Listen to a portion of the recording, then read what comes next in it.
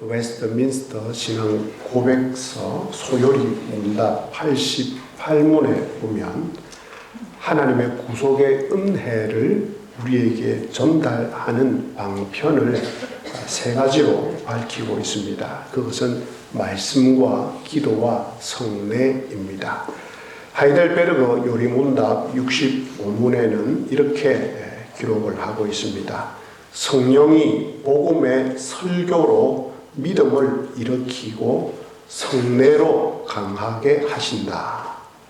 그러므로 하나님의 은혜가 우리에게 임하는 통로는 말씀과 기도와 성례입니다. 특별히 여러분의 믿음이 더욱더 강하게 되는 방편은 성례입니다. 말씀과 기도가 하나님의 은혜를 받고 하나님의 능력을 체험하고 하나님과 교제하는 방편이라는 것은 여러분들이 잘 알고 있고 또한 잘 하고 있습니다. 그런데 성례는 상대적으로 약화되어 있습니다. 성례에는 세례와 성찬이 있습니다. 이 두 가지를 일컬어서 성례라고 합니다. 세례는 지난 주일에 우리가 베푼 예식을 말합니다. 성찬은 오늘 우리가 갖는 이 성찬 예식입니다. 어거스틴은 성례를 가리켜서 불가시적인 은혜의 가시적인 형태라고 정의를 했습니다. 즉 보이지 않는 은혜의 보이는 형태가 성례라고 정의를 했습니다. 이 표현대로 세례는 물이라는 형태가 보이고 성찬은 떡과 포도주라는 형태가 보이는 은혜로 우리에게 주어집니다. 칼빈은 성례를 가리켜서 보이는 말씀이라고 정의를 했습니다. 그러므로 오늘 우리가 거행하는 이 성찬 예식에는 하나님께서 말씀으로 임하시는 것과 동일한 역사와 은혜와 능력이 임하게 됩니다. 눈에 보이는 빵과 포도주를 통해서 하나님의 은혜와 능력이 실질적으로 임하게 됩니다.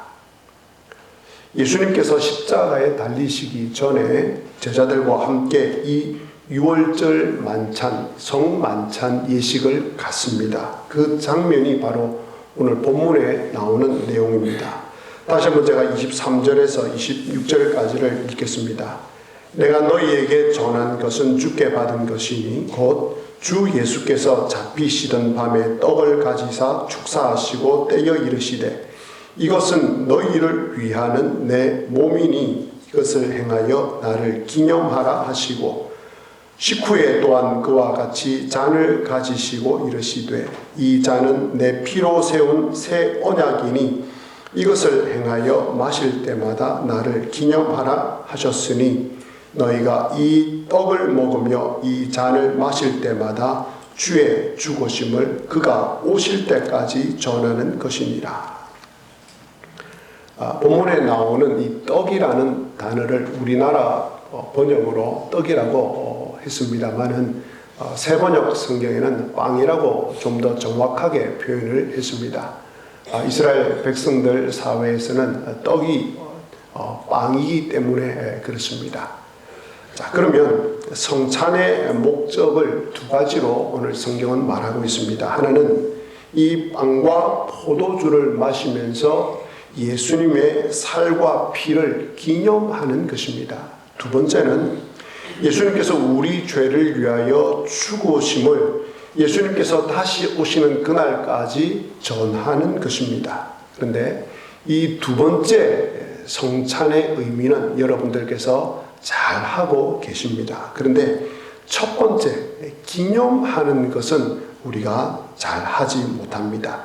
잘 한다고 생각을 하시겠고 지금까지도 성찬식을 많이 거행하면서 예수님의 살과 피를 기념했다고 생각하시겠지만 오늘 말씀을 한번 들어보시기를 바랍니다. 그리고 성찬에 대한 올바른 태도, 올바른 자세를 새롭게 깨달으시고 성찬에 참여하시기를 바랍니다. 이 살과 피를 기념하라고 할 때 이 빵과 포도주를 가지고 예수님의 살과 피를 기념하라고, 오실 때까지 기념하라고 할 때 이 기념하다라는 헬라어 단어 아남네시스는 기억하다, 생각나게 하다라는 뜻입니다. 그러면 예수님께서 우리를 위해 흘리신 이 살과 피를 빵과 포도주를 가지고 기념을 해야 되는데 어떻게 기념을 해야 되겠습니까? 어떤 방식으로 기억을 해야 되겠습니까? 어떻게 생각나게 해야 되겠습니까? 여러분은 성찬식에 참여하시면서 이 빵과 포도주를 먹고 마시면서 예수님의 살과 피를 어떤 방식으로 기억하십니까? 대체로 한국 교회 성도들은 예수님께서 나를 위해 죽으신 것을 기억하면서 되돌아보고 생각하면서 슬픈 감정에 빠지는 것으로 기념합니다. 어떤 분은 좀 더 나아가서 예수님의 고난과 죽음을 통해서 자신을 돌아보면서 회개와 자기 성찰의 시간으로 삼습니다. 이렇게 기념하는 성도가 있습니다. 이렇게 하게 된 이유는 예수님께서 거행하신 이 빵과 포도주를 예수님의 살과 피를 상징한다고 생각하기 때문에 그렇습니다. 그런데 오늘 말씀을 다시 한번 정확하게 보시기를 바랍니다. 이것은 내 몸과 내 피를 상징한다라고 말씀하지 않습니다. 이것은 내 몸이요, 이것은 내 피라고 말씀을 하셨습니다. 그렇다면 우리는 성찬식에서 빵과 포도주를 먹고 마시면서 예수님의 살과 피를 이것이 상징한다라고 생각해서는 안 됩니다. 그것은 올바른 기념 방법이, 기억 방법이 아닙니다. 오늘 말씀에 따르면 빵과 포도주를 먹고 마실 때 예수님께서 실제로 육체적으로 임하지 않으실 뿐이지 성령님에 의해서 예수님께서는 실질적으로 임하는 것입니다. 우리가 빵과 포도주를 먹고 마실 때 말입니다. 여러분들은 그러므로 성찬에 참여할 때 실질적으로 예수님의 살과 예수님의 피에 참여하는 것입니다. 그러므로 성찬은 빵과 포도주를 먹고 마실 때 내가 예수님과 연합되는 시간입니다. 예수님과 내가 하나가 되는, 영적으로 하나가 되는 시간입니다. 내가 예수님 안에 거하고 예수님이 내 안에 거하는 이 영적인 실체가 더욱더 깊어지는 시간입니다. 이렇게 영적이라는 단어를 쓰면 성찬을 기념하는 것이 조금 약화됩니다. 실질적으로 예수님께서 육체적으로 임하시지 않지만 성령으로 말미암아 우리가 빵과 포도주를 먹고 마실 때 예수님께서 그 빵과 포도주를 우리가 먹고 마실 때 우리에게 효력이 있는데 영적인 효력을 넘어서서 내 신앙의 삶에, 믿음의 삶에 실제적인 효력이 발생합니다. 그것이 성찬의 참된 기억, 기념 방법입니다. 칼빈은 이것을 태양과 식물로 예를 들고 있습니다.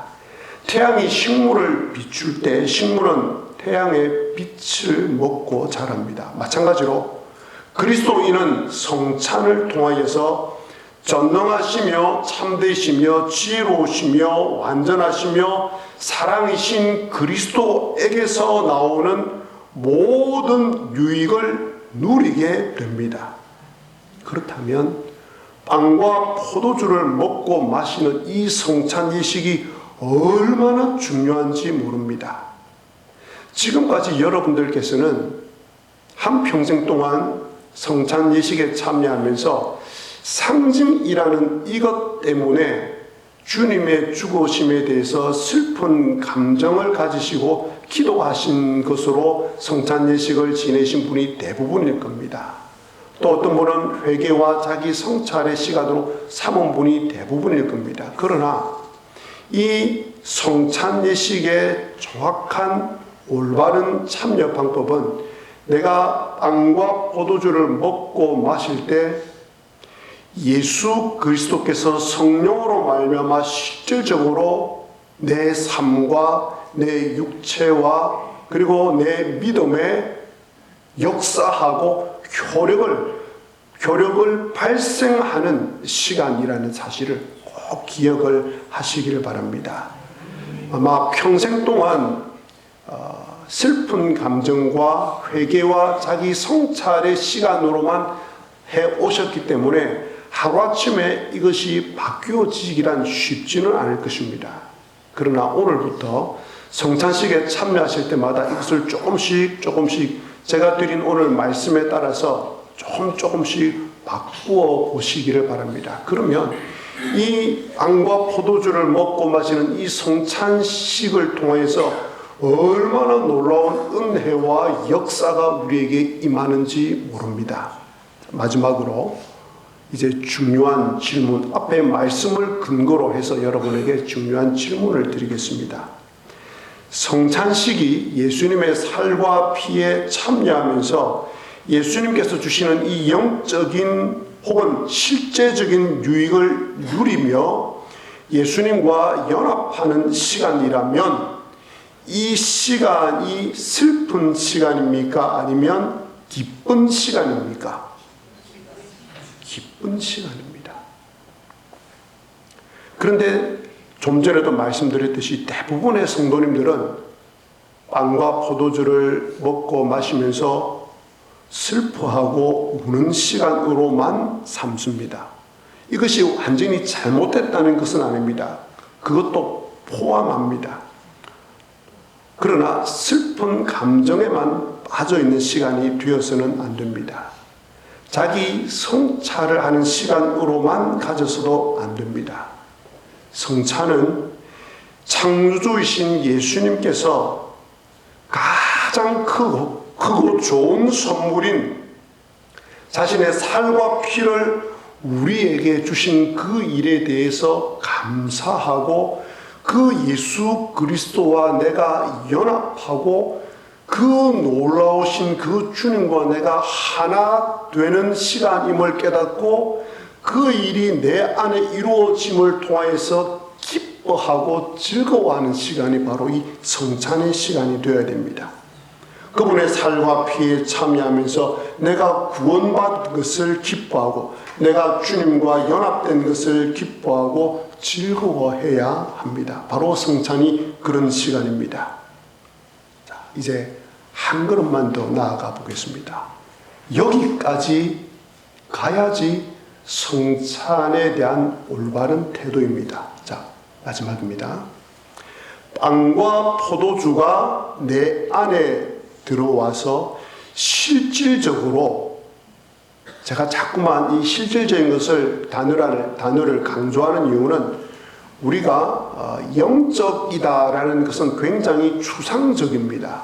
그런데 예수님의 살과 피를 빵과 포도주를 먹으면서 성찬식을 거행할 이것은 실제적인 효력이 발생하기 때문에 그렇습니다. 그래서 빵과 포도주가 내 안에 들어가서 실질적으로 나와 예수 그리스도가 하나가 되고 연합된다면 내 안에 그리스도가 충만히 거하고 내가 그리스도 안에 충만히 거하는 이 시간이라면, 그리고 이 성찬에 참여해서 그런 실질적인 효력이 내 속에 발생했다면 성찬에 참여한 성도의 말과 행동은 어떠해야 하겠습니까? 예수 그리스도께서 성찬식을 통하여 실질적으로 내 신앙과 내 믿음과 내 삶에 역사하고 은혜를 주시고 능력을 주시고 효력을 발생하는 이 순간을 경험한 성도가 예배를 끝나고 났을 때 그분에게서 나오는 말은 누구의 말이 되어야 되겠습니까? 그분에게서 나오는 행동은 누구의 행동이 되어야 되겠습니까? 바로 여기까지 나아가야지 참된 성찬인 것입니다. 여러분들께서 성찬에 참여하여 실질적으로 예수님과 하나가 되고 연합될 때 어떤 역사가 일어날지는 아무도 모릅니다. 그것은 성령님께서 우리 주 예수 그리스도께서 하시는 역사인데 개개인마다 다 다를 것입니다. 어떤 성도에게는 육체와 마음과 영혼의 질병이 치유되는 일이 일어날 것입니다. 어떤 성도에게는 회개의 역사가 일어날 것입니다. 어떤 성도에게는 구원의 기쁨이 회복될 것입니다. 어떤 성도에게는 그 예수 그리스도와의 하나됨을 통한 기쁨이 충만해질 것입니다. 어떤 성도에게는 성령으로 충만해질 것입니다. 어떤 성도에게는 전도와 선교의 열정이 타오르게 될 것입니다. 이 모든 일들이 오늘 성찬식을 통해서 저와 여러분에게 일어나기를 우리 주 예수 그리스도의 이름으로 기원합니다. 아멘. 기도하시겠습니다.